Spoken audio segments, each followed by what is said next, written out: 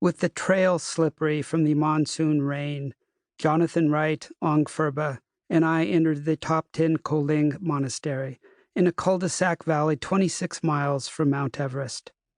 The three of us were on a mission to seek a blessing from the High Abbot, Lama Tuche Rinpoche.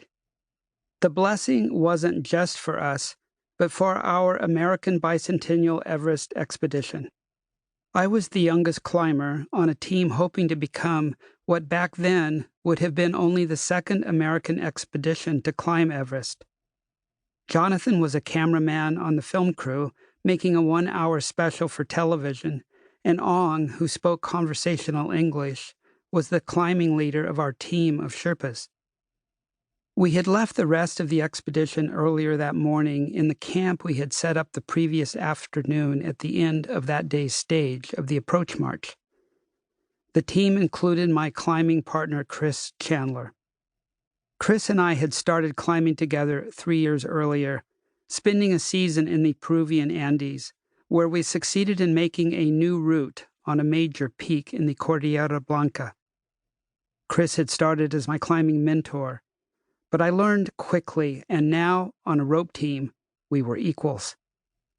The American Bicentennial Everest expedition was one of the last of the old-school expeditions in the style of the first British teams that attempted Everest in the 1920s and 30s. We were approaching the mountain the traditional way, beginning at a trailhead a 2-hour drive outside of Kathmandu.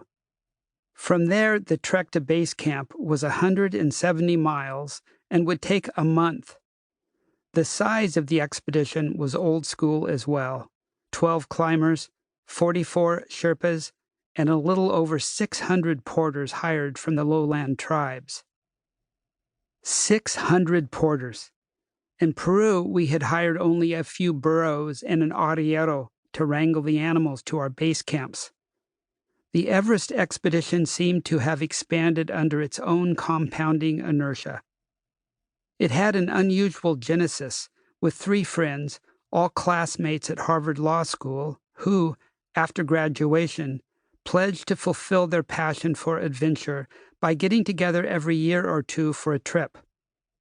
They each had gone on to successful careers, one in real estate, one in international law, and one in the State Department, and they had held true to their pledge, skiing across Ellesmere Island, rafting the interior of Borneo, and climbing the Karsinst Pyramid, the highest peak in New Guinea.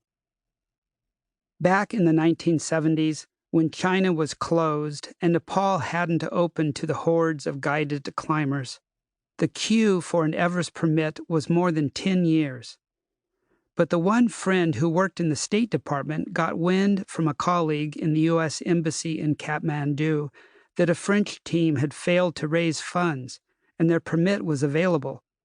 He got the permit through his diplomatic connections, but to climb Everest, the friends knew they would need additional climbers, and ones with advanced mountaineering skills. They went to the annual meeting of the American Alpine Club, hoping to meet expedition climbers. Standing in line at the buffet, they introduced themselves to a guy with long blonde hair who looked to be in good shape. "I'm Chris Chandler. Nice to meet you." By the time they got to the food, they had invited Chris to join their expedition, and Chris had recommended me. I was living in Malibu with some surfer friends and had been accepted into a PhD program in cultural geography at UC Berkeley that was scheduled to start in a month. I decided that I wanted to be a professor.